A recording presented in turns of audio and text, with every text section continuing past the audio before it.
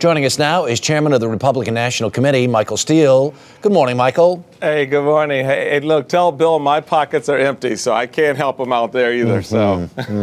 What do you think of this idea, though, of using, because this TARP money was used to bail out some of these bigger financial institutions. Many of them are paying them off, paying them back with interest. What do you think of using that idea as a job stimulus?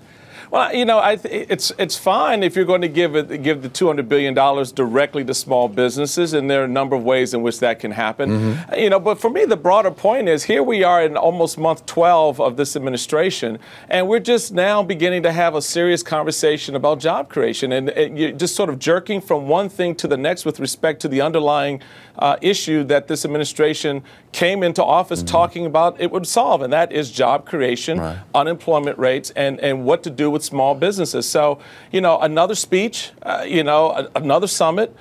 This is not rocket science. I mean, the bottom line is the wealth generation in this country comes from small business owners. They employ close to 70% of the nation's workforce. So why aren't we focused on them in January as opposed to December? Maybe our unemployment situation would look a little bit different today. What do you think the biggest obstacle is to job creation?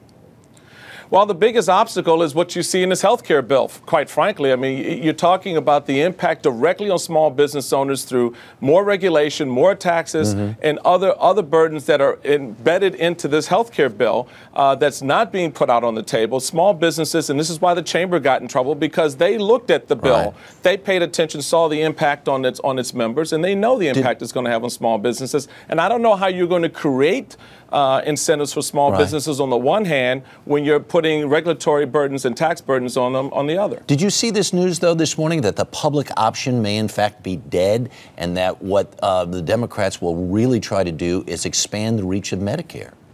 Well, you know, here we go again. The public option was dead sometime over the summer, and it came back like Frankenstein's monster, and it's now dead again.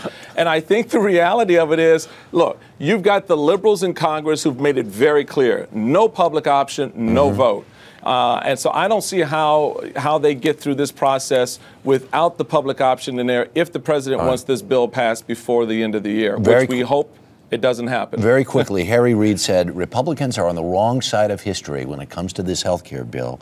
And very soberly yesterday, he compared those who opposed health care to those who opposed civil rights legislations and other important acts throughout history. How would you respond to that?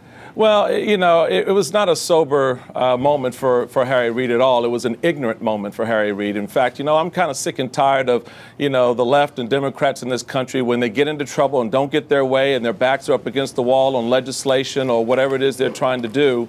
They go to that card. They play that race card, that slavery card, that civil rights card. And this has nothing to do with health care. If you disagree, if you have a philosophical or political or you know, business disagreement with this administration or Harry Reid on health care, it has nothing to do with the historic roots of slavery. So it was an ignorant comment. Harry needs to go to the well of the Senate, take it back, and apologize for offending the sensibilities of the American people on something so important. Michael Steele, we thank you for your time this morning, sir. All righty. All right.